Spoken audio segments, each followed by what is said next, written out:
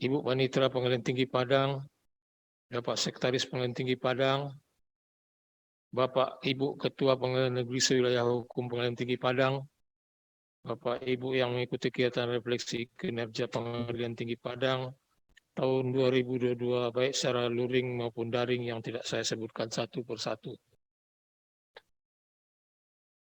Pertama-tama marilah kita mengucapkan puji syukur kehadirat Allah Subhanahu wa taala atas rahmat dan karunia-Nya kepada kita semua, karena pada hari ini kita telah diberi karunia berupa kekuatan dan kesehatan sehingga semua bisa berkumpul untuk mengikuti kegiatan refleksi kinerja Pengadilan Tinggi Padang tahun 2022.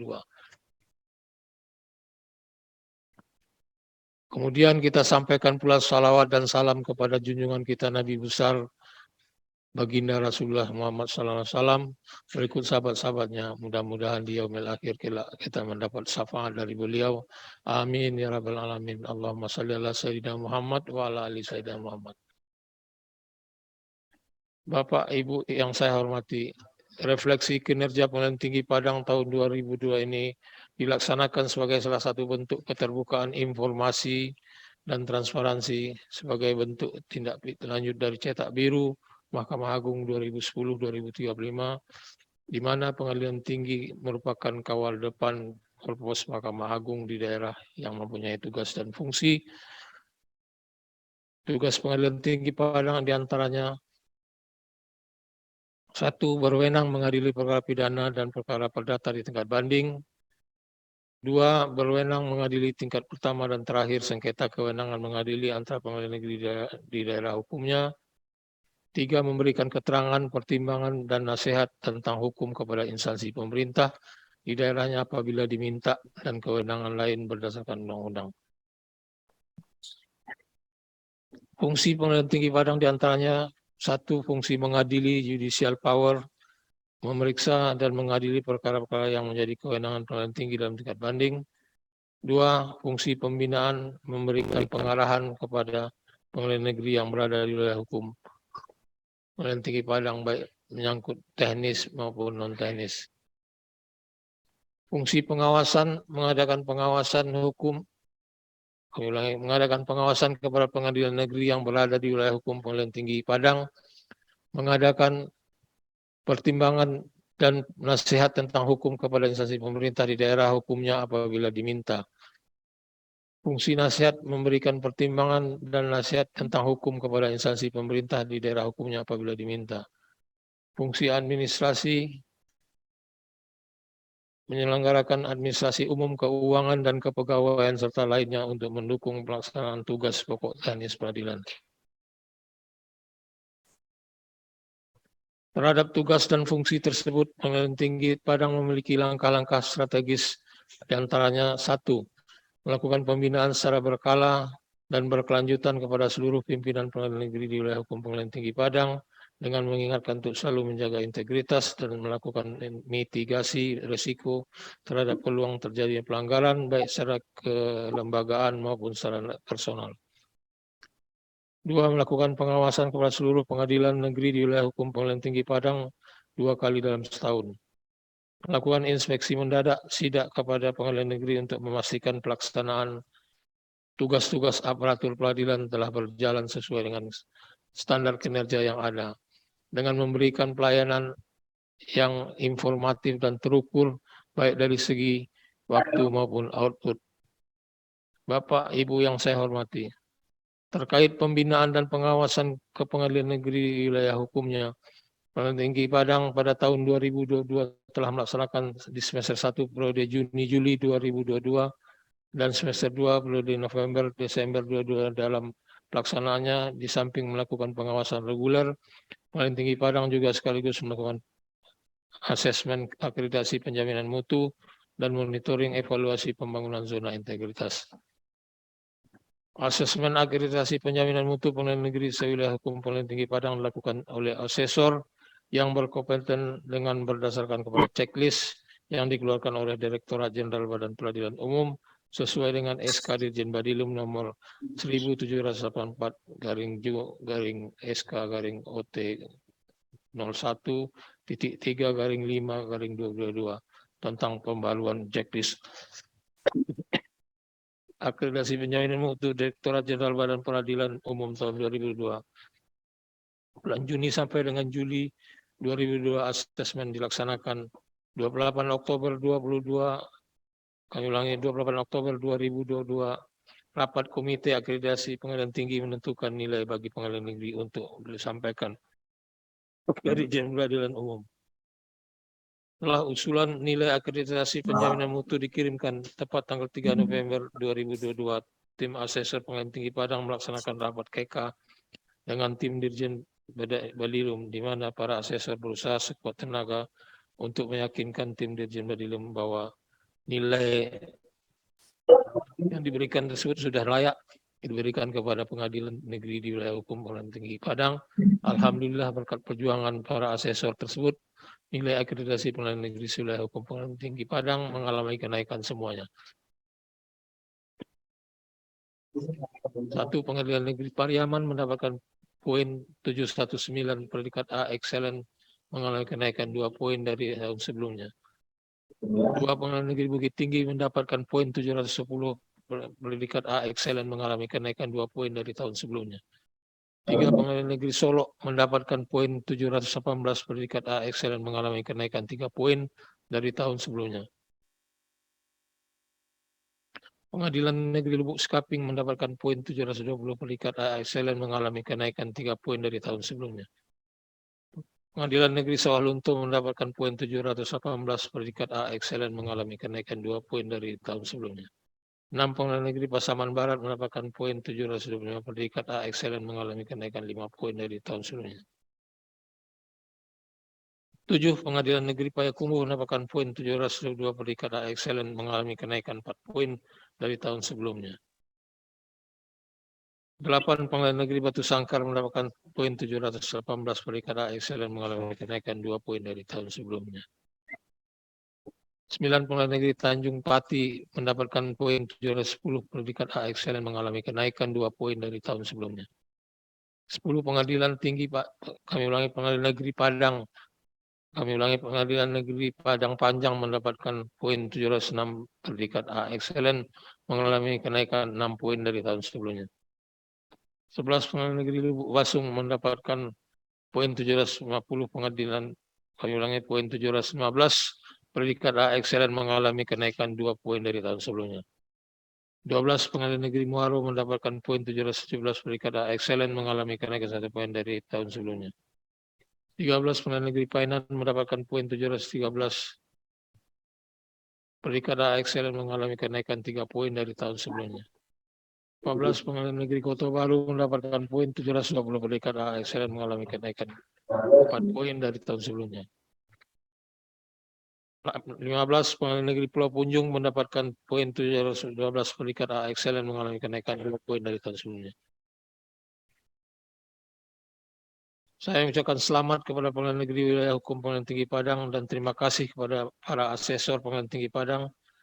Dapat diinfokan juga bahwa 2 orang asesor Pengadilan Tinggi Padang mendapatkan piagam penghargaan sebagai asesor terbaik tingkat nasional, yaitu Bapak Yulman SHMH dan Ibu Retno Purwandari Yulistiawati SHMH untuk asesmen akreditasi penjaminan mutu pengadaan. Untuk asesmen akreditasi penjaminan mutu Pengadilan Tinggi Padang dilakukan oleh tim Direktorat Jenderal Badan Peradilan Umum dan diperoleh nilai 730 dengan predikat A excellent. Bapak Ibu yang saya hormati, pembangunan zona integritas di wilayah hukum Pengadilan Tinggi Padang sudah dilaksanakan dari beberapa tahun yang lalu. Namun demikian, untuk sementara yang telah berhasil mendapatkan predikat wilayah bebas dari korupsi dalam kurung WBK, baru 1, yaitu Pengadilan Negeri Pasaman Barat kelas 2. Adapun Pengadilan Tinggi Padang sudah 2 kali mengusulkan diri untuk ikut dalam pencapaian predikat wilayah bebas dari korupsi WBK, tapi masih belum diberikan kesempatan untuk meraih predikat tersebut. Pengadilan Tinggi Padang di tahun 2022 kemarin sesuai dengan Permen Pan RB nomor 90 tahun 2021, di samping memenuhi data dukungnya sendiri, juga diberikan tugas tambahan untuk melakukan penilaian pendahuluan terhadap usulan zona integritas dari Pengadilan Negeri di wilayah hukumnya. terhadap tugas kedua sebagai penilai pendahuluan usulan zona integritas pengadilan negeri dapat tanggal 4 April 2022 Badan Pengawas melakukan pendampingan kepada Pengadilan Tinggi Padang yang didapat dalam keputusan bahwa ada 3 pengadilan negeri yang diusulkan untuk wilayah bebas dari korupsi PBK, yaitu Pengadilan Negeri Pariaman kelas 1B, Pengadilan Negeri Payakumbuh kelas 2, dan Pengadilan Negeri Sawalunto kelas 2, serta 1 pengadilan negeri yang diusulkan untuk wilayah birokrasi bersih dan melayani dalam kurung WBBM, yaitu Pengadilan Negeri Pasaman Barat kelas 2. Dapat kami infokan bahwa kegagalan pengadilan negeri sehingga tidak dapat diusulkan terletak pada tidak terpenuhi 7 syarat pengusulan, diantaranya 1. Presentasi penyelesaian tindak lanjut hasil pengawasan dari APIP _BPK 100%, tingkat kepatuhan LHKPN 100%, tingkat kepatuhan LHKSN 100%, sudah melakukan pembangunan zona integritas minimal 1 tahun, 5. Predikat sakit minimal B untuk WBK dan minimal BB untuk WBBM. 6. Predikat akreditasi A excellent. 7. Tidak memiliki catatan hukuman disiplin berat pada badan pengawasan di tahun pengusulan tahun berjalan. Oleh karenanya, di setiap pelaksanaan pembinaan dan pengawasan ke pengadilan negeri, Pengadilan Tinggi Padang selalu mengingatkan kembali agar dipenuhi syarat pengusulan ini terlebih dahulu sebelum nanti pemenuhan data dukung diperiksa kelengkapannya. Bapak, Ibu yang terhormat, terhadap pembangunan zona integritas Pengadilan Tinggi Padang tahun 2022 dapat disampaikan capaian sebagai berikut. 1. Telah dilaksanakan fakta integritas, perjanjian kinerja, dan komitmen bersama di awal tahun. 2. Telah dibentuk tim kerja zona integritas dengan mekanisme yang jelas. 3. Telah dibuat rencana kerja pembangunan zona integritas. 4. Telah ditunjuk Ketua Pengadilan Tinggi Padang oleh Dirjen Badilum sebagai role model. 5. Telah ditunjuk agen perubahan dalam bentuk tim yang telah melakukan beberapa inovasi perubahan, diantaranya dalam bentuk aplikasi. A. Sistem informasi pendaftaran advokat secara elektronik dalam kurung simpatik. B. Aplikasi pojok layanan Apolai. Di tahun 2022 juga terdapat beberapa inovasi baru Pengadilan Tinggi Padang, diantaranya Sibundo yang berisi izin keluar kantor online dan backup data administrasi. B. KPT Menyapa, program di mana Ketua Pengadilan Tinggi melakukan pengawasan secara Zoom meeting terhadap pengadilan negeri secara acak. C. Buku panduan Braille. D. Bel darurat untuk pelayanan masyarakat disabilitas. E. Pojok layanan prioritas. F. Buku etika berintegrasi bagi petugas PTSP Pengadilan Tinggi Padang untuk melayani masyarakat disabilitas. G. SMS pengaduan. 6. Telah melakukan monitoring dan evaluasi tiap area pembangunan zona integritas. 7. Membentuk tim pengelola website dan tim redaksi media sosial. 8. Telah melakukan monitoring dan evaluasi terhadap pemanfaatan teknologi informasi. 9. Telah mengusulkan dan mengikutsertakan pegawai untuk diklat demi peningkatan kompetensi. 10. Telah melakukan mutasi internal sesuai dengan kompetensinya. 11. Telah melakukan analisa jabatan dan analisa jabatan kerja. 12. Telah melakukan fit and proper test serta rapat papel jakat untuk menempatkan orang di jabatan yang sesuai kompetensinya. 13. Telah adanya komitmen pimpinan dan semua aparatur dengan melibatkan bawahan dalam melaksanakan zona integritas dan meluarkan semangat dan visi yang sama. 14. Telah menyediakan fasilitas lebih baik dan semangat hospitality untuk kepuasan publik. 15. Telah membuat program kerja yang membuat Pengadilan Tinggi Padang lebih dekat ke masyarakat sehingga masyarakat merasakan kelebihan pelayanannya. 16. Telah melakukan pemantauan dan evaluasi berkelanjutan untuk memastikan bahwa program yang dijalankan tetap di jalurnya. 17. Telah melakukan pengendalian gratifikasi, salah satunya dengan kampanye anti gratifikasi. 18. Telah menerapkan sistem pengendalian intern pemerintah SPIP. 19. Telah melakukan proses pengaduan masyarakat secara tepat dan terukur. 20. Telah menerapkan whistleblowing system 21 telah membentuk tim manajemen risiko dan melakukan identifikasi risiko serta monitoring dan evaluasi terhadap manajemen risiko. 22 telah melakukan penanganan benturan kepentingan dengan menerbitkan SK tim penanganan benturan kepentingan dan SK pembagian tugas ketua dan wakil ketua Pengadilan Tinggi Padang. 23 telah memiliki standar pelayanan yang mencerminkan budaya pelayanan prima. 24 telah melakukan pengelolaan pengaduan pelayanan masyarakat. 25 telah melakukan survei kepuasan masyarakat SKM dan survei persepsi anti korupsi dan telah melakukan tindak lanjut terhadap 3 nilai terendah. Demikian beberapa capaian yang telah dilakukan Pengadilan Tinggi Padang dalam upaya untuk mendapatkan predikat zona integritas wilayah bebas dari korupsi dalam kurung WBK.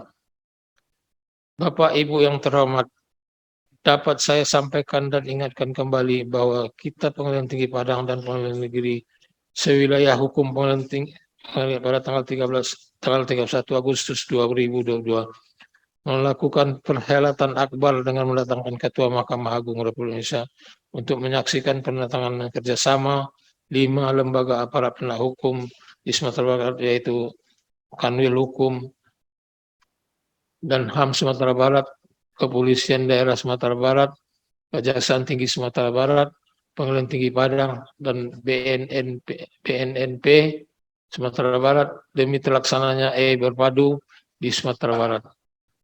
Pengadilan Tinggi Padang di saat itu sebagai pelopor dilakukan perjanjian kerjasama antara lembaga penegak hukum dan sekarang berpadu sudah terlaksana di setiap pengadilan negeri wilayah hukum Pengadilan Tinggi Padang. Di samping itu pada hari yang sama, 31 Agustus 2022,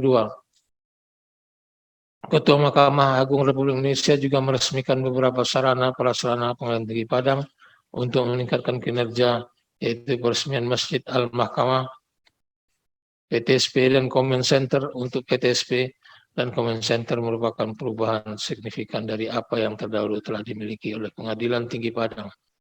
Semua itu dilaksanakan semata-mata untuk meningkatkan kinerja para aparatur di Pengadilan Tinggi Padang dan untuk pelayanan prima kepada masyarakat mencari keadilan yang berkunjung ke Pengadilan Tinggi Padang. Bapak Ibu yang terhormat, berikut saya sampaikan beberapa kinerja di bagian kemitraan Pengadilan Tinggi Padang, diantaranya: 1. Keadaan perkara Pengadilan Tinggi Padang. Total beban perkara pidana perdata Tipikor tahun 2022 sebesar 615 perkara. Jumlah perkara putus tepat waktu 544 perkara. Sisa perkara 71 perkara. Perkara IKOR. Jumlah perkara IKOR tahun 2022 sebanyak 87 perkara. Jumlah perkara IKOR yang putus sebanyak 87 perkara. Total perkara perdata sebanyak 259. Total perkara perdata IKOR sebanyak 87 perkara. Jumlah pengaduan tahun 2022 sebanyak 103 dan sudah ditindaklanjuti semua. Bapak Ibu yang terhormat, selanjutnya capaian bagian kesekretariatan Pengadilan Tinggi Padang selama tahun 2022 diantaranya: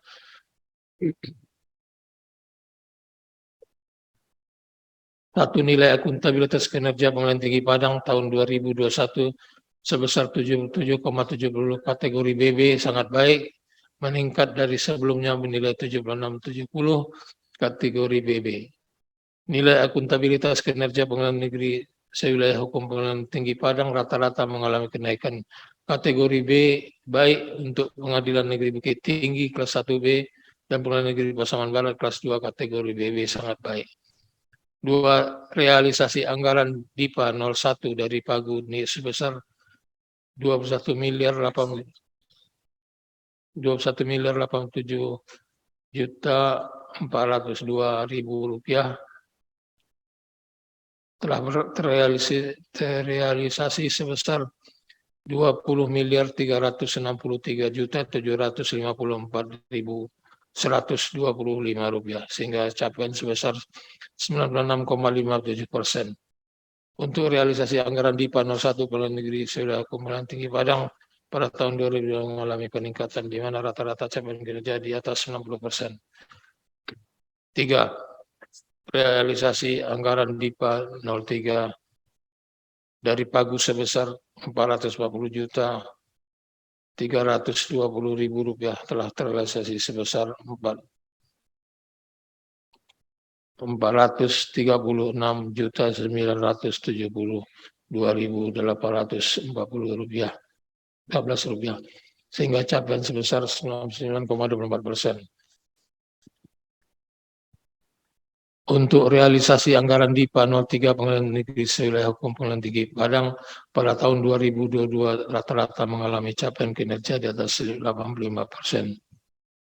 Data kepegawaian di tahun 2022.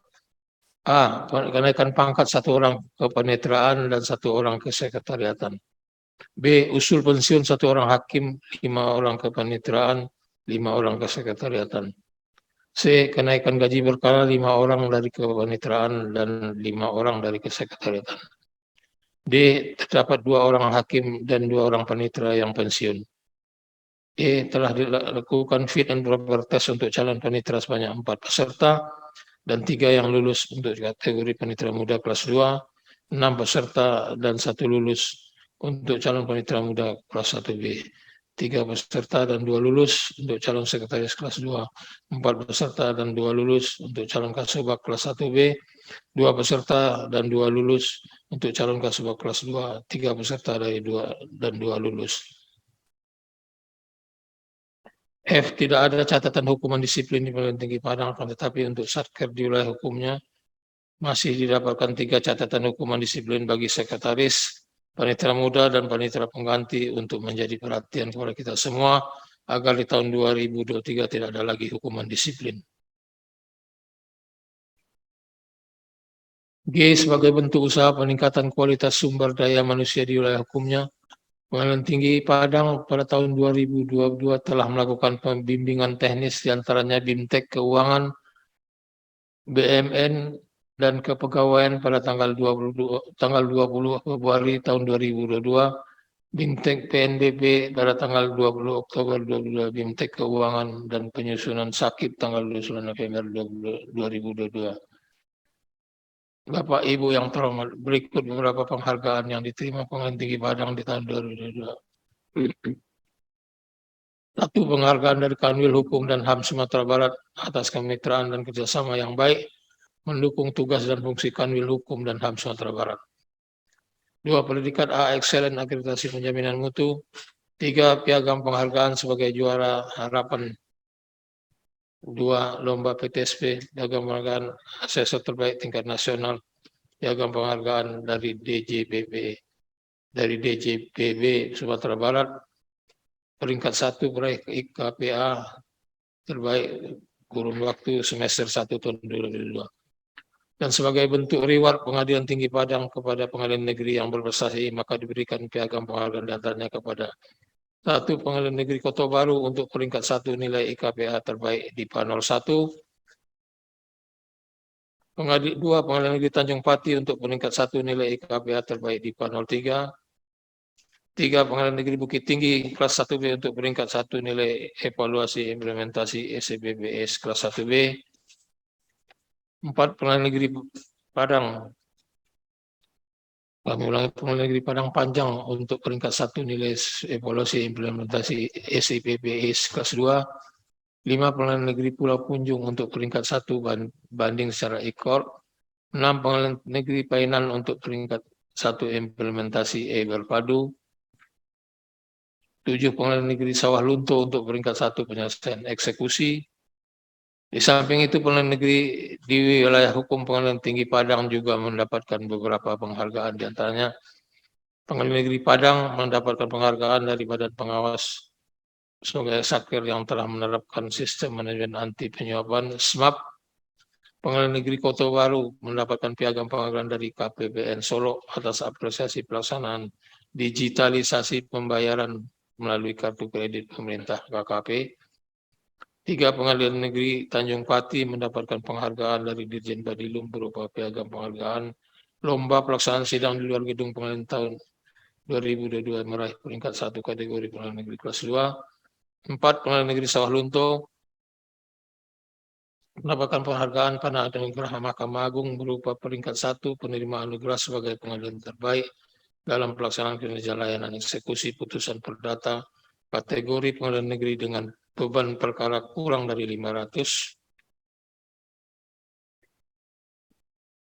5. Pengadilan Negeri Pariaman mendapatkan penghargaan dari Dirjen Badilum berupa peringkat 1 dalam administrasi dan keuangan perkara terbaik pada negeri kelas 1B. Bapak Ibu yang terhormat, untuk nilai survei kepuasan masyarakat SKM pada triwulan 4 tahun 2022, Pengadilan Tinggi Padang memperoleh nilai 3,89 dengan total 69 responden, dan nilai survei persepsi anti korupsi SPAK pada triwulan 4 tahun 2022 memperoleh nilai 3,95 dengan total 69 responden. Saya menghimbau agar para aparatur di Pengadilan Negeri Wilayah Hukum Pengadilan Tinggi Padang untuk ikut menjadi responden survei tersebut, karena Bapak Ibu di Pengadilan Negeri lah salah satunya yang harus kami layani dengan baik, di samping masyarakat pencari keadilan lainnya yang bersentuhan langsung dengan Pengadilan Tinggi Padang. Bapak Ibu yang terhormat, untuk tahun 2023 Pengadilan Tinggi Padang memiliki program kerja prioritas, di antaranya: 1. Peningkatan penyelesaian perkara tingkat banding. 2. Peningkatan kualitas sumber daya manusia. 3. Peningkatan pelaksanaan Perma 7 tahun 2022. 4. Pembangunan zona integritas Pengadilan Tinggi Padang menuju wilayah bebas dari korupsi dalam kurung WBK. Peningkatan pembinaan dan pengawasan dengan memanfaatkan teknologi informasi. Dan untuk rencana kinerja tahun 2023, Pengadilan Tinggi Padang menetapkan indikator kinerja utama, diantaranya yaitu: 1. Sasaran strategis terwujudnya peradilan yang pasti, transparan, dan akuntabel dengan indikator kinerja. A. Persentasi perkara perdata yang diselesaikan tepat waktu dengan target 100%. B. Presentasi perkara pidana yang tidak diselesaikan tepat waktu dengan target 100%. C. Presentasi perkara pidana khusus tipikor yang diselesaikan tepat waktu dengan target 100%. D. Presentasi perkara yang tidak mengajukan upaya hukum kasasi dengan target 50%. E. Indeks persepsi stakeholder yang puas terhadap layanan Pengadilan Tinggi Padang dengan target 93%. 2. Sasaran strategis peningkatan efektivitas pengelolaan penyelesaian perkara dengan indikator kinerja. A. Persentase salinan putusan perkara perdata yang dikirim ke pengaju tepat waktu dengan target 100%. B. Presentasi salinan putusan perkara pidana yang dikirim ke pengaju tepat waktu dengan target 100%. C. Presentasi salinan putusan perkara pidana khusus tipikor ke pengaju tepat waktu dengan target 100%.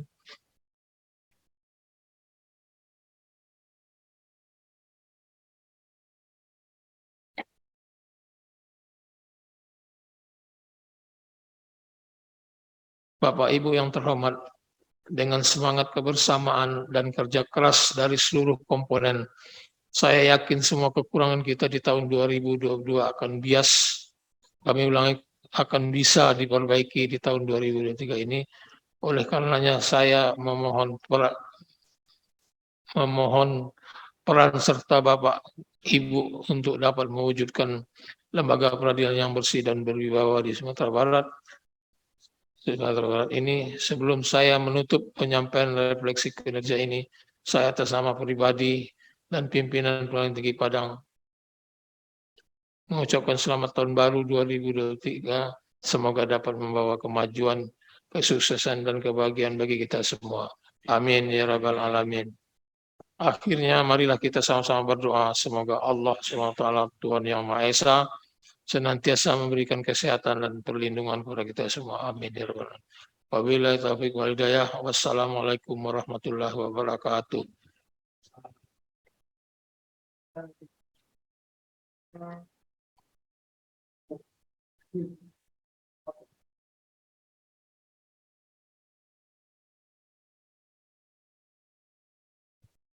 Bapak Ibu yang kami hormati, demikianlah pemaparan mengenai refleksi kinerja Tinggi Padang tahun 2022.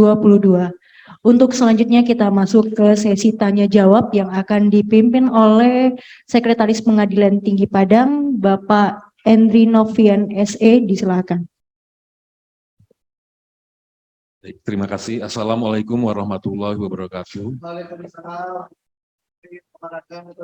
Selamat pagi, salam sejahtera untuk kita semua. Yang terhormat, yang mulia Ketua Pengadilan Tinggi Padang, yang saya hormati Ibu Panitra, para kabag, para panbud, para kasub, para ketua pengadilan negeri, para panitra, sekretaris sewilayah hukum pengadilan negeri, sewilayah hukum pengadilan tinggi Padang yang saya banggakan. Alhamdulillah pada hari ini kita telah menyaksikan bersama-sama refleksi kinerja Pengadilan Tinggi Padang tahun 2022 yang sudah disampaikan oleh Yang Mulia Bapak Ketua Pengadilan Tinggi Padang. Baik Bapak Ibu semua, mungkin Bapak Ibu hari ini saat ini adalah sesi untuk tanya jawab. Barangkali Bapak Ibu terkait apa yang tadi dipaparkan ataupun terkait permasalahan ataupun yang dihadapi oleh pengadilan negeri untuk meningkatkan kinerja di tahun 2023 ataupun permasalahan yang pernah dialami di tahun 2022 dapat ditanyakan di sesi ini. Baik, untuk yang pertama 3 pertanyaan dulu. Silahkan kalau Bapak Ibu yang mau bertanya untuk memencet raise hand. Silahkan. PN Batu Sangkar. PN Batu Sangkar, ya. Yang lainnya, raise hand, tombol raise hand, Pak. Ya, yang lainnya?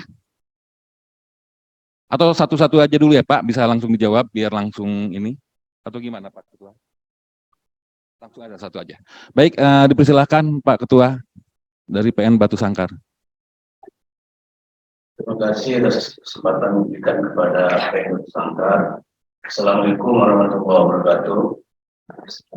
Yang sama-sama kita hormati dan muliakan Bapak Ketua Pengadilan Tinggi Padang dan yang hadir kita lihat Bapak Sekretaris Tinggi Padang, Panitra dan jajaran.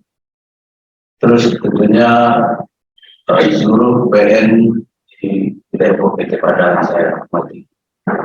Alhamdulillah ya, setelah dipaparkan oleh Bapak KTT, sepertinya tahun 2022 seluruh PN bernilai baik. Tentu ini menjadi hal yang bahagia bagi kita dan kemudian 2023 menjadi lebih baik lagi. Mengenai kinerja mungkin kami tidak akan bertanya banyak, cuma kami ingin refleksi kira-kira tahun 2023 ini kita di PT Padang, sewilayah hukum PT Padang, mudah-mudahan ada perubahan yang lebih baik. Misalnya begini, setelah kita melihat sejarah ke belakang mengenai zona integritas atau penyusulan ke arah WBK, WBPN ternyata kita gagal. Kita tidak tahu tahun 2023 ini seperti apa. Yang jelas sebelumnya kita dapat informasi bahwasanya di lingkungan Mahkamah Agung kita hanya diberi kuota 30 satker untuk mendapat predikat WBK atau WBPN. Padahal satkernya lumayan banyak, di atas 500 satker. Sehingga pun kalau kita bekerja keras untuk mewujudkan mendapat predikat itu, sudah kerja yang sangat sulit, untuk mencapai nilai sangat sulit. Ternyata pun kalau tercapai nilainya untuk di proses menuju WBPN, belum tentu juga terpilih. Nah, itu risiko. Misalnya setelah dinilai 2023 saja melebihi 30 satker. Nah, bagaimana menentukan kita bisa terpilih? Jadi kayak seperti mimpi-mimpi indah aja kalau kita di PT Padang ini nanti untuk mendapat predikat WBK WBPN. Tetapi saya berpikir begini, kalau dilihat indikator kinerja kita yang 2022 sudah baik, nah, kita mungkin melihat ke sisi lain, misalnya kemarin ini 2022 ya, di tetangga kita di PT Riau aja ada beberapa PN yang naik kelas P1B.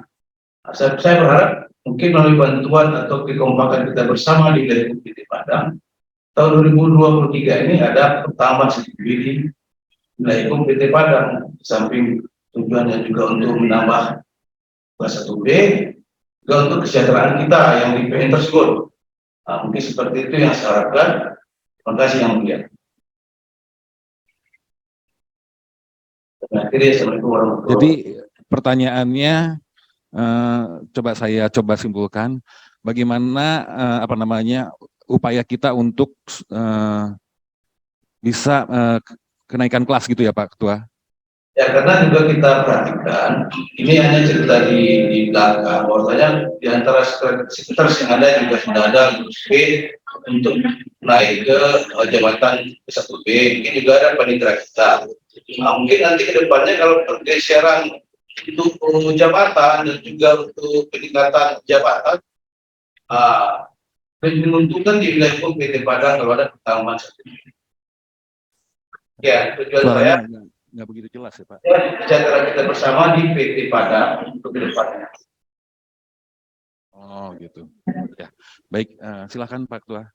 Ya.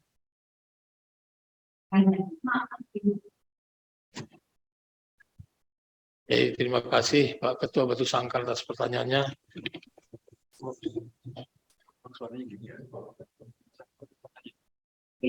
Jadi kesimpulannya pertanyaannya bagaimana meningkatkan karir dari kelas 2 ke kelas 1B, begitu ya? Demikian yang mulia. Karena melalui Zoom ini suaranya karena pengaruh sinyal barangkali nggak jelas, pecah-pecah gitu di sini. Nah, jadi yang jelas langkah pertama itu dipanggil untuk fit and proper test untuk menduduki jabatan wakil kelas 1B dari kelas 2. Dan kalau lulus, tunggu panggilan di mana ditempatkan, kan begitu. Kalau nasib bagus seperti Soho, Ketua Pasaman Barat, wakil Bengkalis naik 1B, langsung jadi ketua di sana. Nggak berapa lama jadi wakil, langsung ketua 1B. Jadi siap-siap aja lah, tunggu panggilan. Simatupang, siang malam tunggu panggilan. Izin yang mulia, maksud saya kita kan kalau untuk berjuang untuk mensejahterakan di lingkungan PT Padang ini, kalau berjuang di WPK, WBBN kan agak sulit karena kuota terbatas, mungkin syaratnya juga susah. Salah satu harapan saya, yang salah satu yang bisa mensejahterakan kan kenaikan kelas di tipe kelas PN gitu. Di PT Padang kan baru 1B-nya 2. Sedangkan kita banyak tipe-nya menjadi kelas di 1B. Di kita juga penitra juga ada beberapa yang sudah lulus B. Nah, penempatannya mungkin belum dapat. Mungkin kita juga sama, sudah bisa digeser ke 1B. Termasuk mungkin yang punya jabatan dan tunjangan-tunjangan kan memang akan meningkat di seluruh PN yang naik kelas. Daripada kita berjuang di 1B, daripada kita berjuang untuk WBK dan kuota terbatas, mungkin PT perjuangan PN kita ini ada di dinaikkan kelasnya. Saja bisa kita dapat misalnya di 3 ini 1B-nya tambah 2 gitu. Mungkin 1A tambah 1. Mungkin Naik kelas 1B itu. Izin Pak Ketua. Disejahterakan di wilayah hukum PT Padang. Jadi kita berharap ke PT untuk perjuangan ini. Misalnya di PT Padang. Ya, udah bisa ditangkap Pak Ketua. Baik, ya. Terima kasih Pak Ketua. Pertanyaannya mungkin ikut menyambung ikut menjawab apa yang ditanyakan Bapak. Ini juga yang dipertanyakan pada saat rakor sekretaris tingkat banding pada saat di hotel di Jakarta awal tahun kemarin di Arya Duta. Jadi salah satunya banyak sekali pertanyaan dari pengadilan negeri yang menanyakan kenapa yang kenaikan kelas banyaknya dari pengadilan agama. Apakah sekma tebang pilih kayak gitu ya? Kok hanya pengadilan agama yang banyak? Jadi Pak, sebenarnya sudah ada aturan untuk kenaikan kelas ini. Dan itu berdasarkan usulan Pak. Berdasarkan usulan. Jadi ini bagus Pak, dan ini udah saya pernah sampaikan juga waktu kemarin ke PN Kota Baru, kunjungan ke PN Kota Baru. Kalau memang itu ada checklist Pak, ada checklist, lakukanlah monef, evaluasi mandiri dulu. Nah, kalau memang berdasarkan evaluasi tersebut hasilnya memenuhi syarat, dikirim ke PT dan PT akan melakukan monef juga. Monef dan evaluasi, dan akan diteruskan. Pasti namanya kami ini kemarin juga sudah saya sampaikan akan membantu ya, karena memang saat ini dari 16 Pak Ketua, PN kelas 1A hanya 1, kelas 1B hanya 2, sisanya itu 13 PN kelas 2. Dan betul seperti yang disampaikan oleh Pak Ketua, kalau memang ada kenaikan kelas ini luar biasa gitu, apa namanya, benefit yang akan kita rasakan, naik eselonisasi, naik gaji, naik tunjangan pula kayak gitu ya. Dan mungkin anggaran pun akan lebih besar gitu yang akan dirasakan. Silakan Pak Ketua, kalau memang ini dibentuk tim untuk melakukan penilaian Pak. Ada SK Sekma dan SK Dirjen Badilum yang memang mengatur hal itu, tapi saya lupa, nanti saya share nanti di grup. Itu Pak, mungkin. Ada tambahan Pak Ketua, silakan. Ibu Panitra mungkin. Assalamualaikum warahmatullahi wabarakatuh. Izin menyampaikan, tadi disampaikan oleh Pak Ketua PN Batu Sangkar mengenai mutasi untuk panitra yang sudah lulus fit and proper test. Dapat disampaikan bahwa kita tidak punya kewenangan untuk bisa memutasi. Jadi itu betul-betul kewenangan dari Dirjen Badilum. Adapun kewenangan PT hanyalah diminta oleh Badilum itu untuk mengisi kekosongan, untuk menaikkan misalnya ada panmut kosong misalnya di Pengadilan Negeri Padang. Kita siapa yang mau diusulkan, itu yang diminta. Sementara untuk panitra-panitra itu yang sudah lulus fit seperti yang diminta atau disampaikan oleh Pak KPN itu adalah hak prerogatif dari Dirjen Badilum. Ini seperti itu.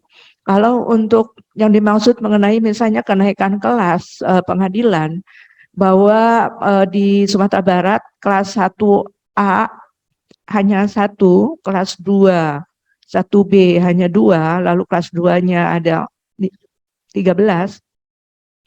Untuk kenaikan kelas misalnya dari kelas 2 menjadi 1B, itu dilihat dari volume jumlah perkara. Nah, apakah layak untuk dinaikkan menjadi dari kelas 2 misalnya kelasnya menjadi 1B. Nah, dan itu perlu dianalisa. Mungkin demikian yang dapat disampaikan. Terima kasih.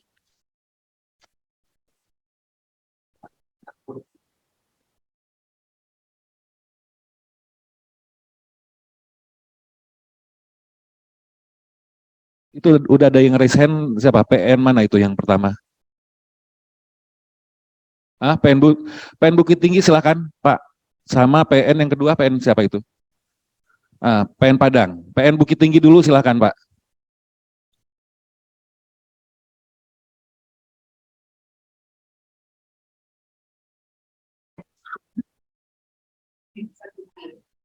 Unmute dulu Pak. Itu masih di posisinya masih di mute kayaknya.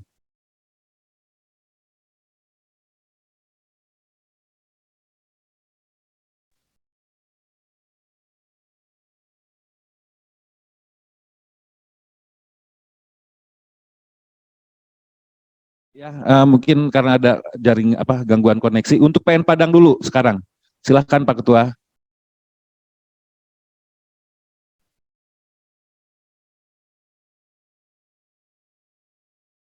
Belum terdengar Pak Ketua suaranya. Mic-nya mungkin belum di-on.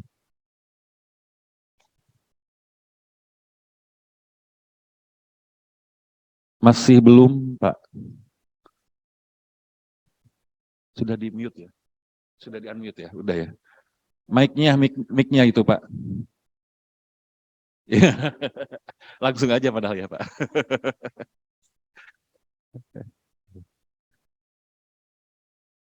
Masih belum?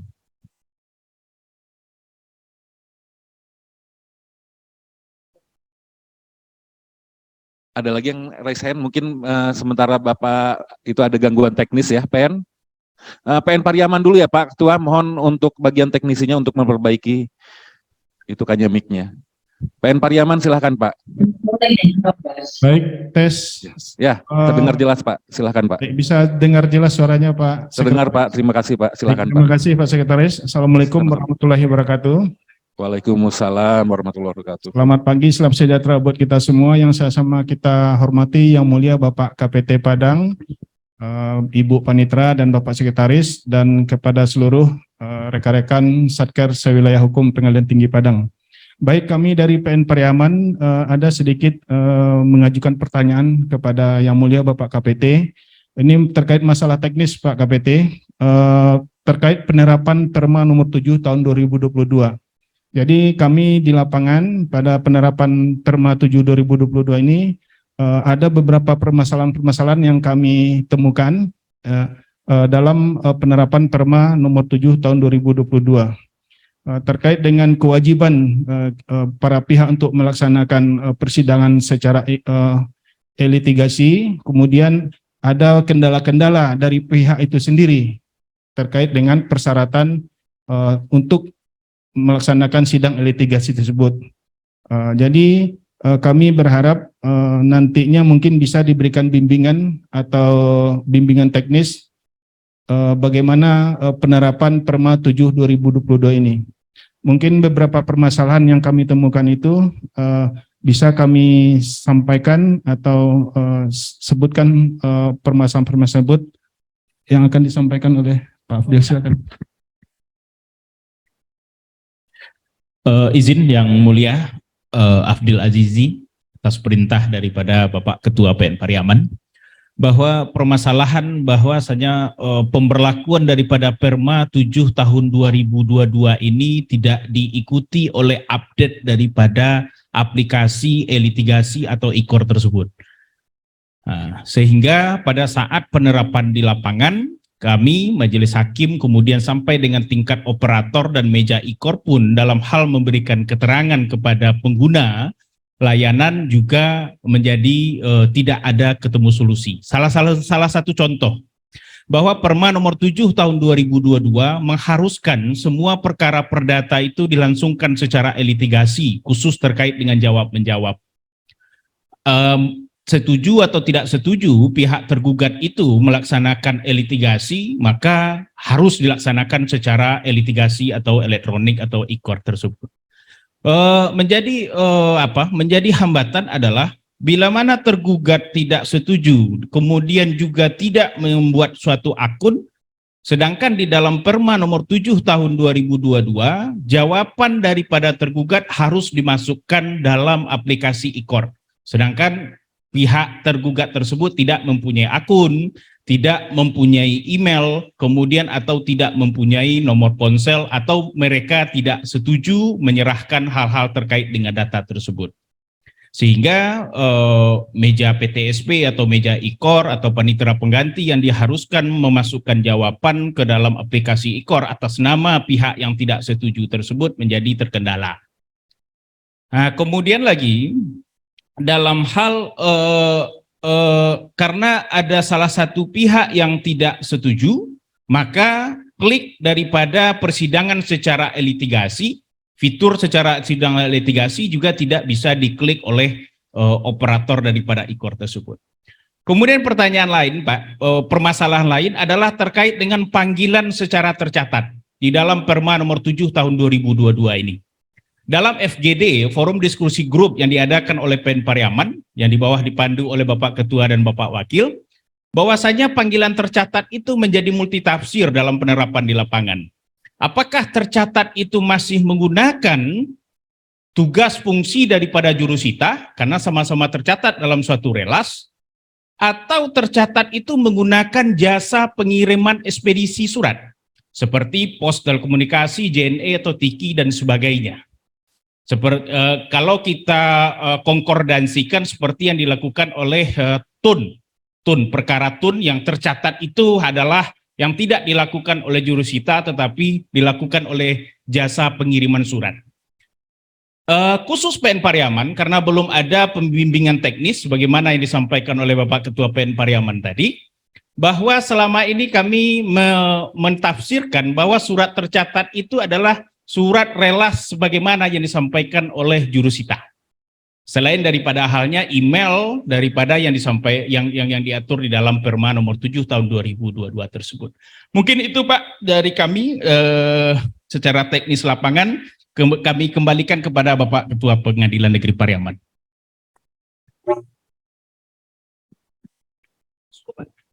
Baik, Yang Mulia Bapak KPT, mungkin itu sedikit pertanyaan dari kami, Pengadilan Negeri Pariaman, mungkin bisa mendapatkan pencerahan dari Yang Mulia Bapak KPT. Terima kasih, Bapak KPT. Baik, Yang Mulia, langsung saja dijawab ya Pak, terkait penerapan dan permasalahan penerapan Perma 7 tahun 2022. Silakan Pak. Terima kasih dari PN Pariaman telah menanyakan pertanyaan. Memang di sini juga di PT jadi bahan perdebatan juga itu. Tapi setelah saya baca itu di poin penjelasan 13, ini Perma 7. Penjelasan. Sebentar Pak KPT lagi membuka permanya. Ya, 13. Jadi ini dulu lah surat tercatat. Jadi setelah diskusi dari pulang dari maintenance Pariaman, saya baca ini poin 13.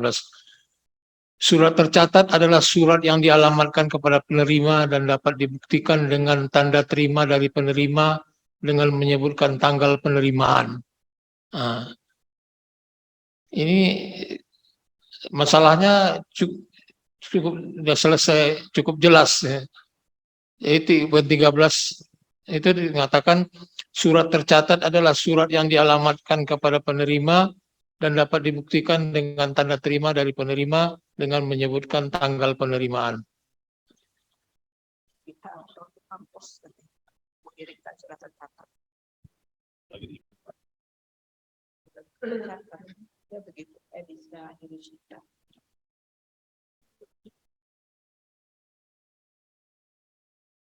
Jadi pengalaman di PN Pusat atau PN Semarang, PN Makassar, Niaga, bahwa itu tercatat itu dikirim oleh pos ini, pos bahwa nyatakan sudah diterima gitu.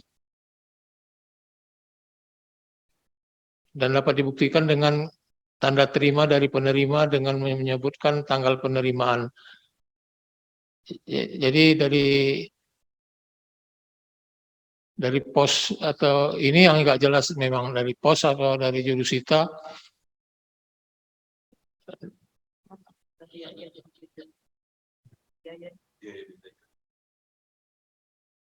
Jadi itu dari apa pertanyaan yang kedua dari saya, nanti mungkin dari Bu Panitra bisa nambahkan. Terus masalah tadi yang pertama apa tadi? Ini di aplikasi. Berpendapat. Ya silakan Pak. Gimana? Permasalahan yang ini ya, aplikasi SIPP yang masih belum mengakomodir Oh ya ini. Perma 7 itu. Ini cukup jelas tadi mengatakan bahwa yang tidak setuju terhadap e-court atau e-litigasi itu dijelaskan di Perma 722 ini mengatakan bahwa diserahkan ke meja PTSP. Nanti petugas meja PTSP menyerahkan ke panitera sidang. Jadi bukan disebut panitera pengganti, tapi panitera sidang yang memasukkan, yang menginput, mengupload ke berita acaranya itu. Jadi itu yang diatur dalam Perma 722 ini. Sepengetahuan saya dan sepemahaman saya. Dan untuk selanjutnya silakan Bu Panitera tambahkan.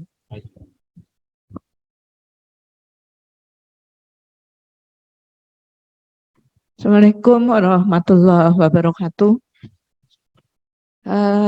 Ini memang Perma 7 2022 ini kalau menurut saya memang tidak pasti banyak pertanyaan karena tidak hanya untuk pengadilan negeri, untuk pengadilan tinggi pun kita banyak bertanya-tanya nih.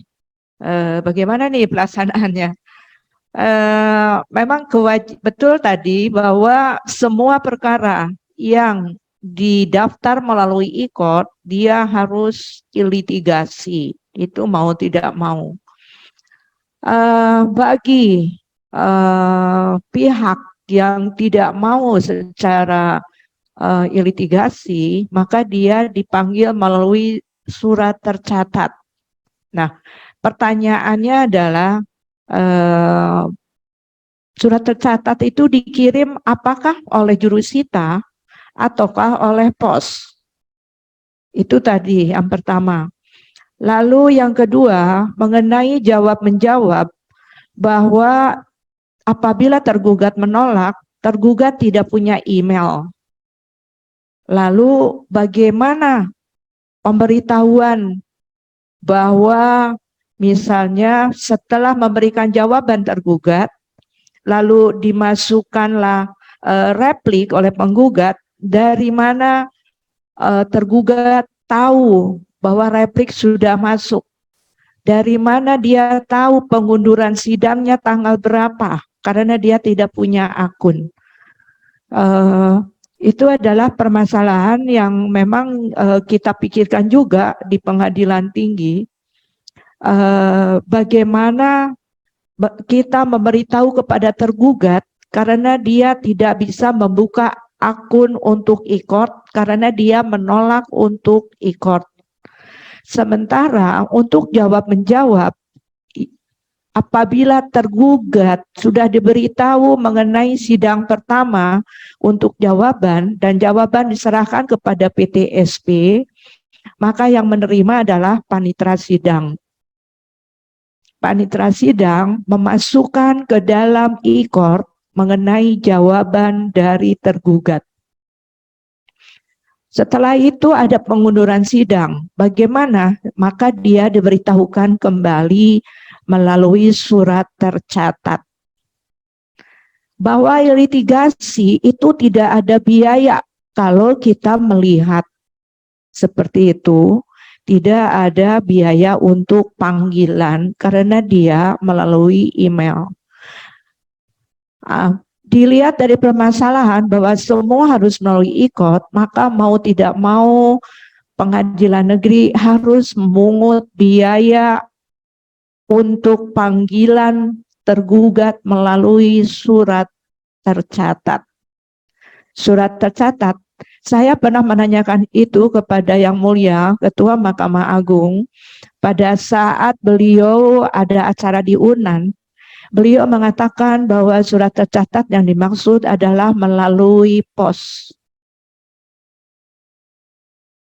Nah, lalu saya bertanya pula kepada Yang Mulia, apabila melalui pos, lalu surat tercatatnya hanya menyatakan bahwa panggilan sudah dilaksanakan atau sudah diterima oleh si A atau si B, karena si tukang pos tentu tidak tahu siapa pihaknya. Si A ini pihak atau bukan dalam perkara.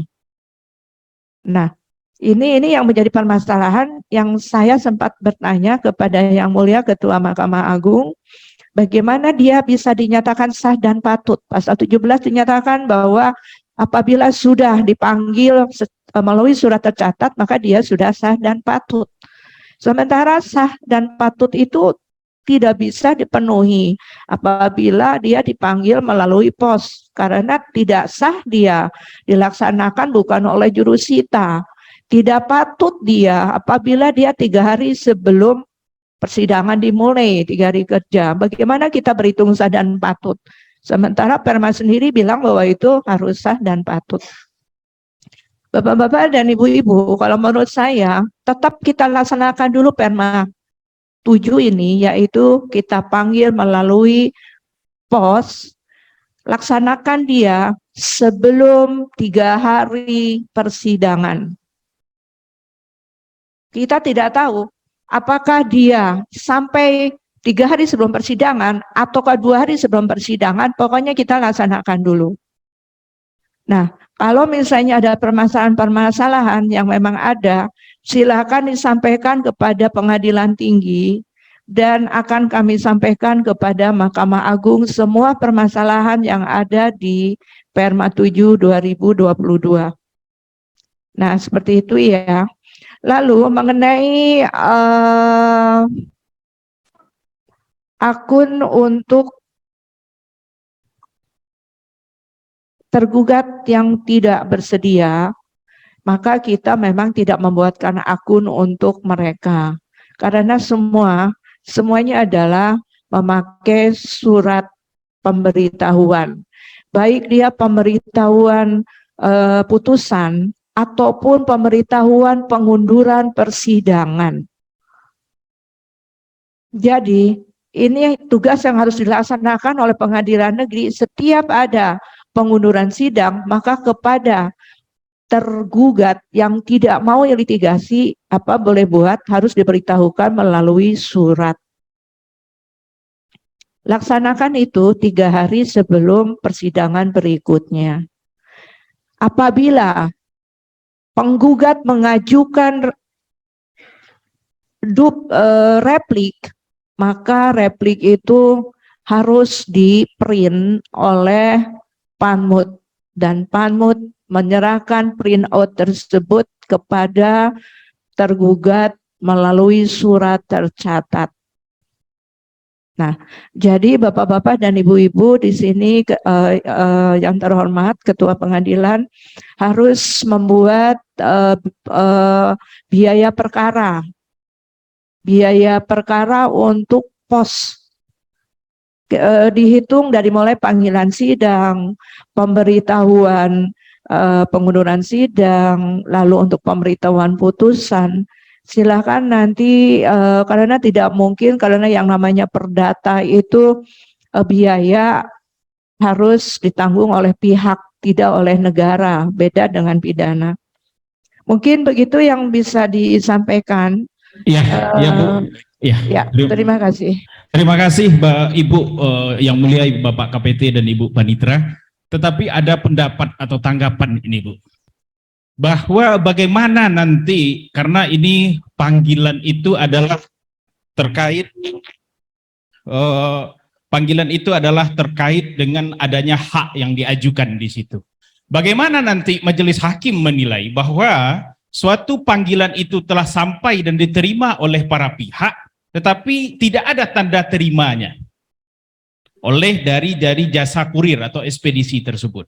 Sebagai contoh yang disampaikan oleh Ibu Panitra tadi, bahwasanya panggilan itu dikirimkan melalui pos 3 hari sebelum persidangan, tapi tanda terima belum diterima oleh majelis hakim di persidangan tersebut. Itu menjadi persoalan. Karena panggilan itu juga termasuk dari apakah itu first take, apakah itu first Z nanti yang ada implikasinya terkait dengan perkara tersebut.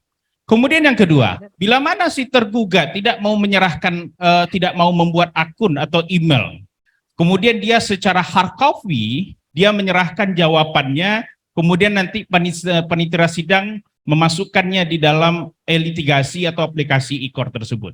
Menjadi pertanyaan, menjadi bahan daripada hambatan di sini, bahwasanya untuk memasukkan jawaban soft copy-nya di dalam aplikasi e-court tersebut harus akun yang bersangkutan. Tidak ada fitur panitia sidang dapat memasukkan pada aplikasi e-court tersebut.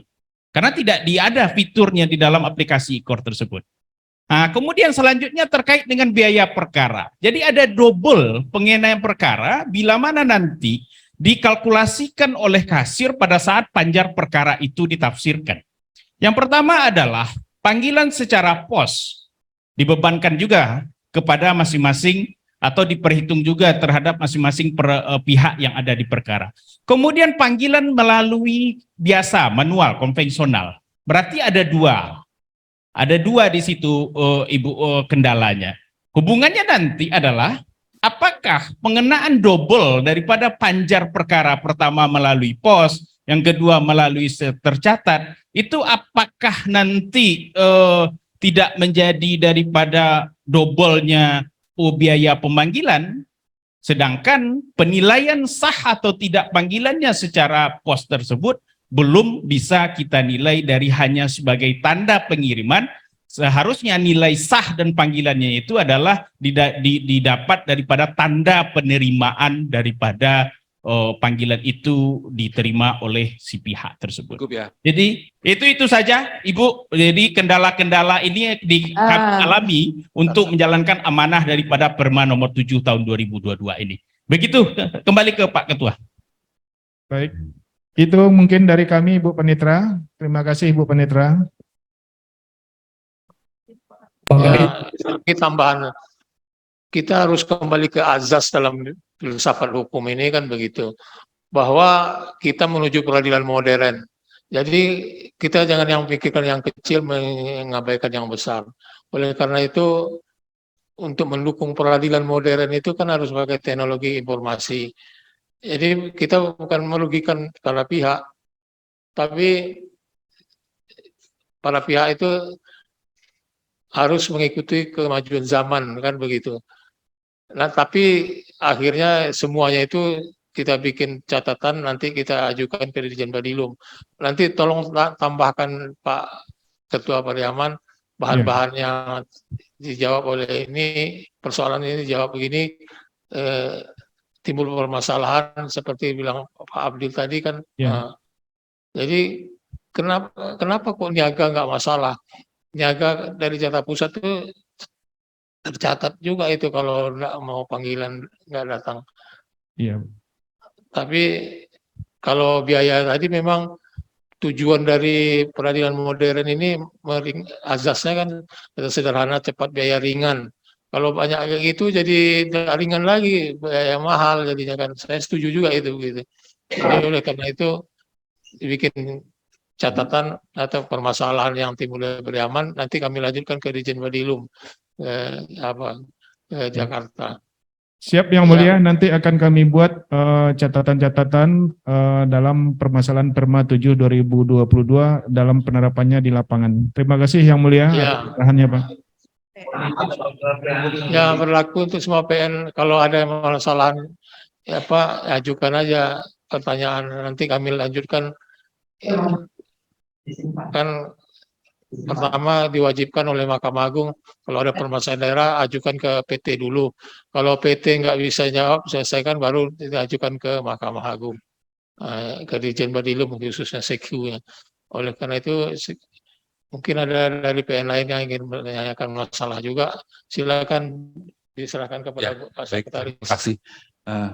Baik, untuk selanjutnya PN mana itu nggak begitu jelas. PN Padang, silakan Pak Ketua. Tes bisa terdengar jelas.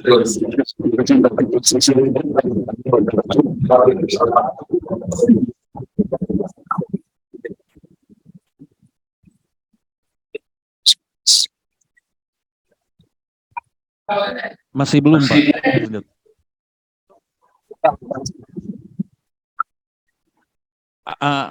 Selain PN Padang ada lagi yang PN Pulau Punjung dulu, kalau itu Pak Ketua bisa lewat chat aja Pak, mungkin bertanyanya lewat chat aja Pak, nanti kita bacakan. Untuk PN Pulau Punjung silakan. Oh masih? Bukit Tinggi itu Pak. Oh Bukit Tinggi. Ya siap. Silakan Pak, silakan Pak. Baik, Assalamualaikum warahmatullahi wabarakatuh. Waalaikumsalam.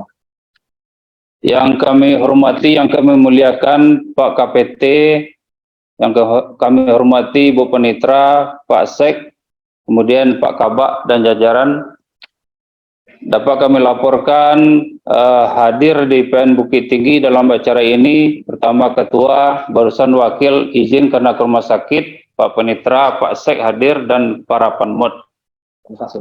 Ya, Kasub. Ini kami mengusulkan Pak Sek, mungkin kedepannya kita di Merkur aja Pak, daripada terganggu sinyal terus ini, mohon izin.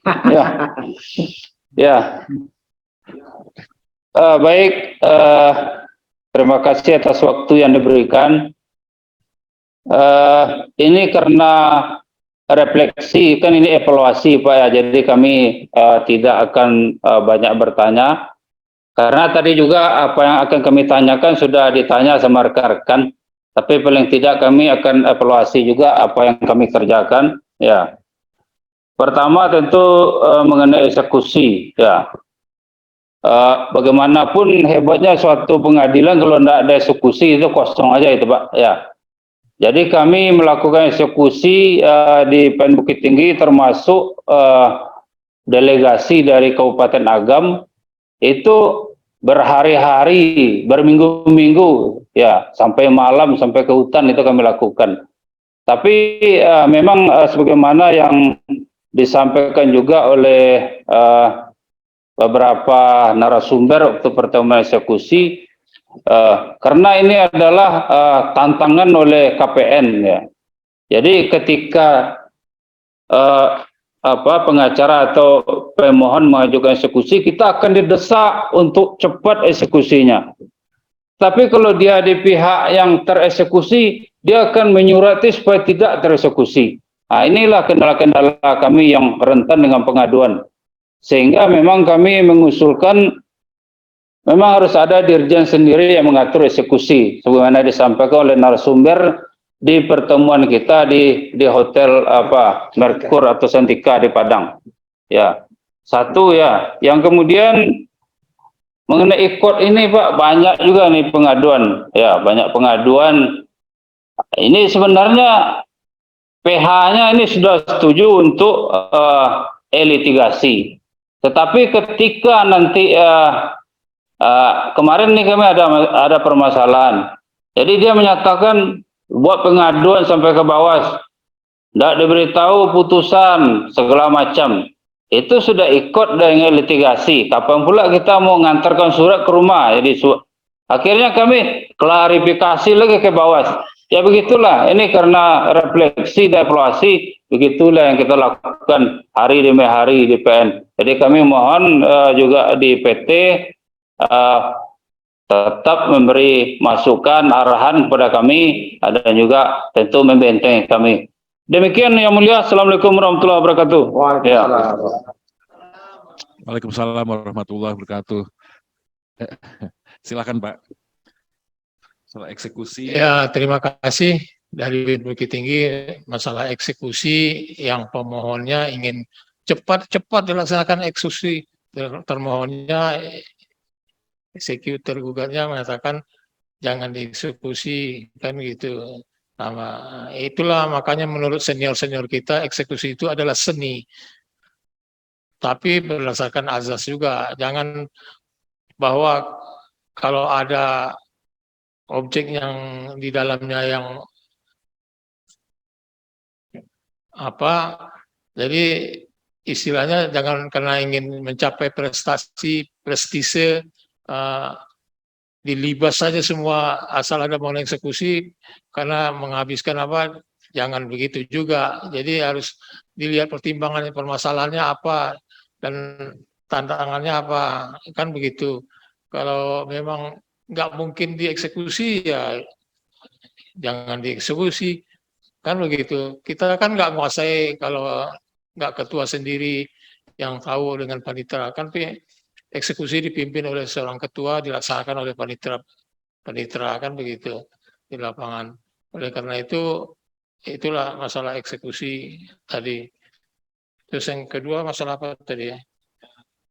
Masalah ikut PH sudah setuju litigasi, terus pada saat putusan dia merasa tidak diberitahukan dan melapor ke Bawaslu gitu ya. Kayaknya kalau nggak salah begitu ya Pak Ketua. Jadi mohon dukungan untuk mensosialisasikan atau seperti.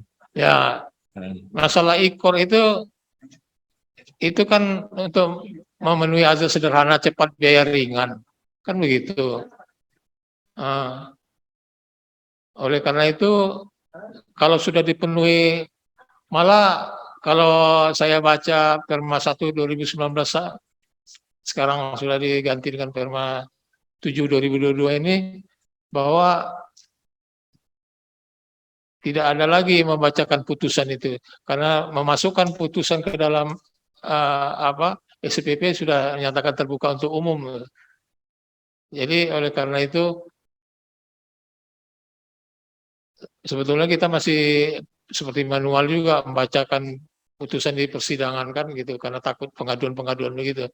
Tapi kalau memang kita sudah berdiri menurut ketentuan rule of law-nya itu sudah sesuai dengan ketentuan perma, sema, apa semua yang ada dalam hukum acara, kenapa harus takut?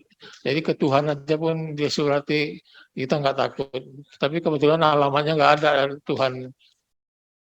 Jadi yang Bapak alami itu semua udah saya alami waktu Ketua Jakarta Barat, Ketua Banjarmasin, pengaduan-pengaduan itu tapi nggak jerak kita jadi ketua gitu.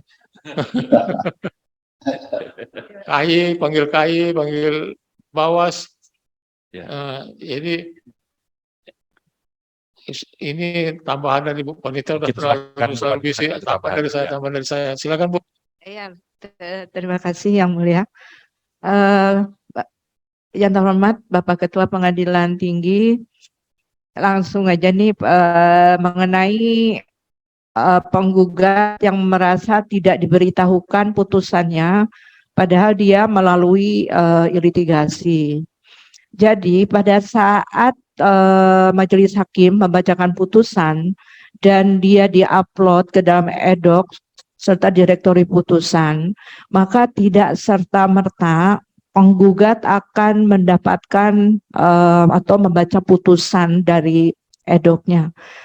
Dia bisa saja dia membuka dari direktori, akan tetapi dia baru sah dia mendapatkan atau diberitahukan mengenai putusan tersebut apabila dia sudah diberitahukan oleh jurusita.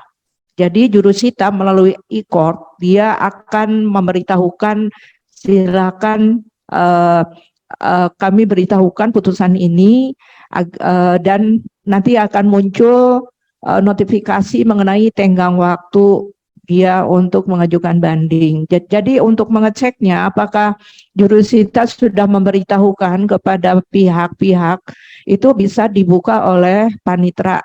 Karena panitra dia akan memverifikasi dulu kepada jurusita untuk dia melaksanakan tugasnya. Mungkin begitu Pak KPN, terima kasih. Baik, cukup jelas ya Pak Ketua ya. Jelas. Terima kasih. Izin Pak Yang Mulia Pak Ketua, ini ada 2 lagi, dicukupkan saja sampai 2 pertanyaan ya. Untuk selanjutnya PN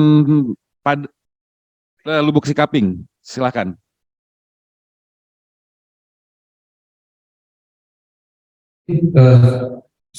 Sebenarnya bukan pertanyaan juga, cuma menanggapi aja tadi Pak Muhyiddin, Pak KPT dan Bu Panitra dan Pak Sekretaris. Silakan Pak. Tadi disampaikan oleh PN Pariaman, kalau nggak salah panggilan 3 hari. Kalau panggilan yang tercatat itu berdasarkan KMA nomor 363 garing SK garing 12 tahun 2022 tanggal 22 Desember itu panggilan tercatat itu 6 hari. Jadi kalau panggilan elektronik itu memang minimal 3 hari, kalau yang surat tercatat 6 hari.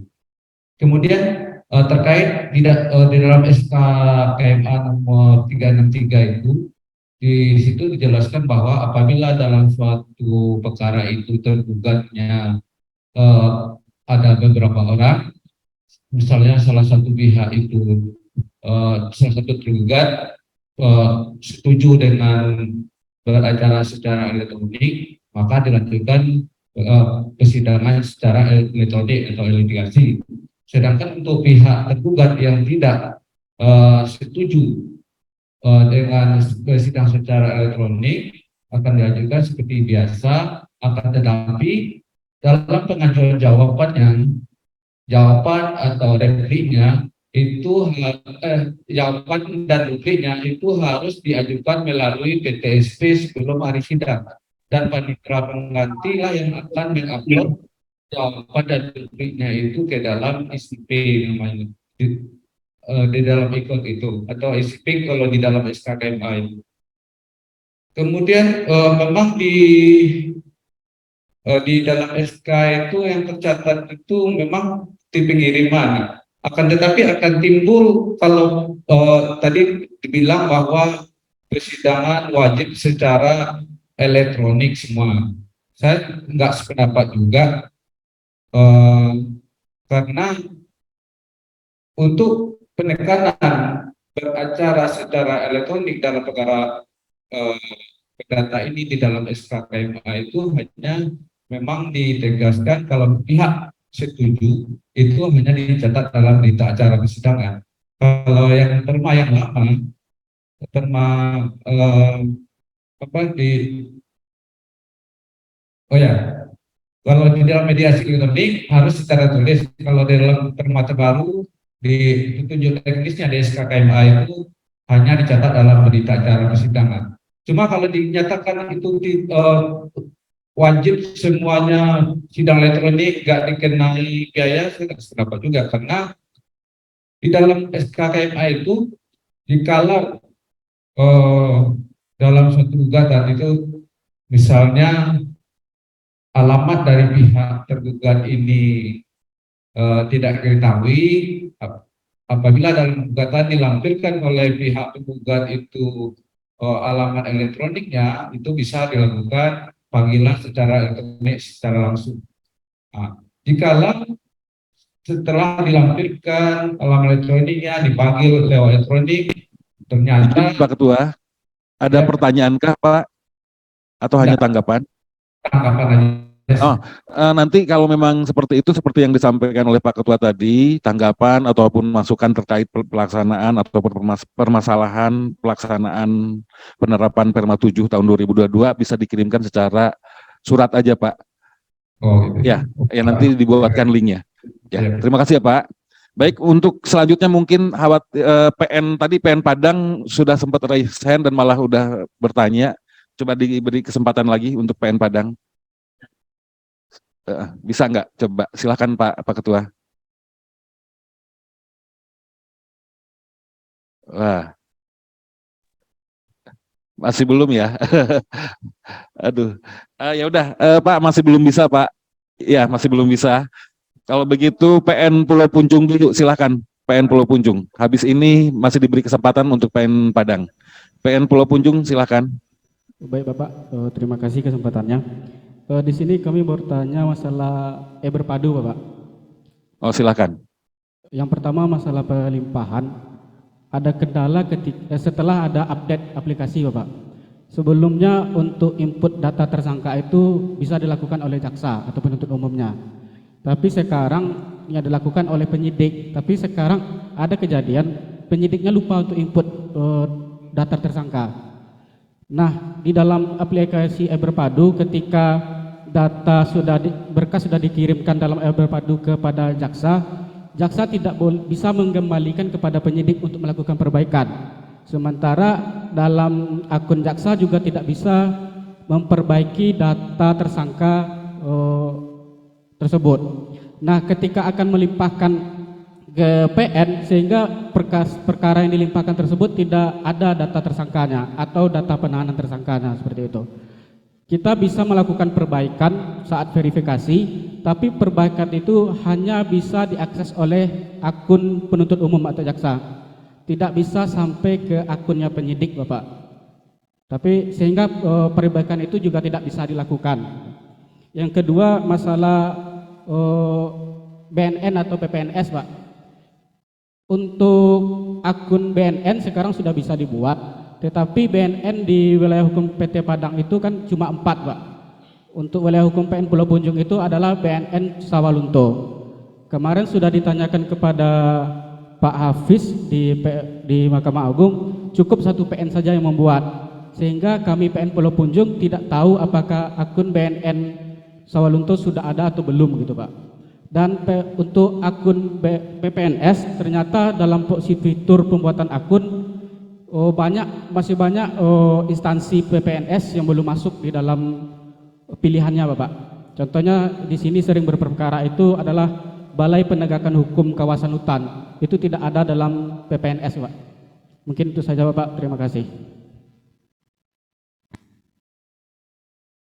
Ya, baik, Yang Mulia, ini terkait pelaksanaan aplikasi e-Berpadu ya dalam pelimpahan berkas.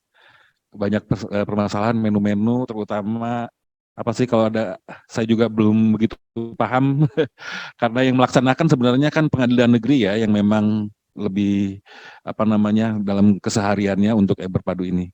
Silakan Pak Ketua atau Ibu Panitra. Ya, nanti habis saya ditambah Bu Panitra. Sayang sekali pertanyaan ini sekarang. Seharusnya kemarin itu waktu sosialisasi bisa dimasukkan ke ini permasalahan-permasalahan yang muncul di apa. Memang kita kata Pak KMA dalam hal perjalanan ini akan diperbaiki, barulah kita sempurna. Mungkin karena kami mengajukan permasalahan tersebut dari penyidik ke penuntut umum nggak mau mengeluarkan P21 kalau tidak dimasukkan ke berpadu pelimpahan berkas perkara. Padahal penyidik merasa kesulitan karena scannernya terbatas men-scan berkas tersebut. Ini sekarang ada permasalahan kalau penuntut umum tidak bisa mengembalikan berkas kalau tidak P19 ya. Ya gitu ya. Izin yang mulia, tidak seperti itu mulia. Ketika data sudah P21 oleh penuntut umum, dan itu kan kewajiban menginput melengkapi berkas di berpadu adalah penyidik. Setelah dikirim kembali dari penyidik ke penuntut umum, fitur pilihan di penuntut umum itu tidak ada menu perbaikannya, yang mulia. Hanya verifikasi. Fiturnya. Ya. Sehingga penyidik tidak bisa memperbaiki jika ada kekurangan gitu, yang mulia. Terima kasih. Ya. Nanti kita diskusikan, kita apakan dengan tim IT ya. Apa memang bisa ditambahkan, dan BNN itu ada di 40 kabupaten saja. Bagaimana dengan ini? Itu ada tambah lagi sebelum BNN itu, bahwa pelimpahan berkas perkara sebelum kemarin yang baru apa namanya untuk 551 untuk SIPP yang berpadu kan ada berapa?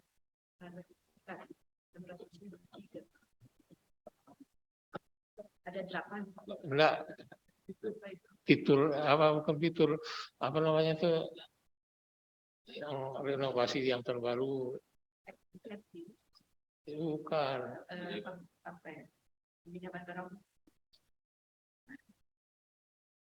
Yang nggak ada. Enggak 201 apa 511 SIPB itu apa namanya? Oh, versi 511. Iya, kan sudah diperbarui versi berpadu harus di scan, harus dimasukkan pelimpahan berkas itu ke berpadu. Nah, jadi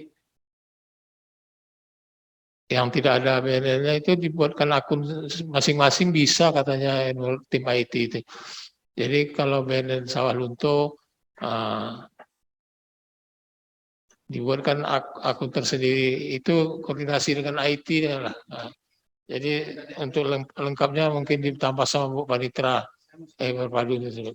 Silakan Bu Panitra. Terima kasih yang mulia.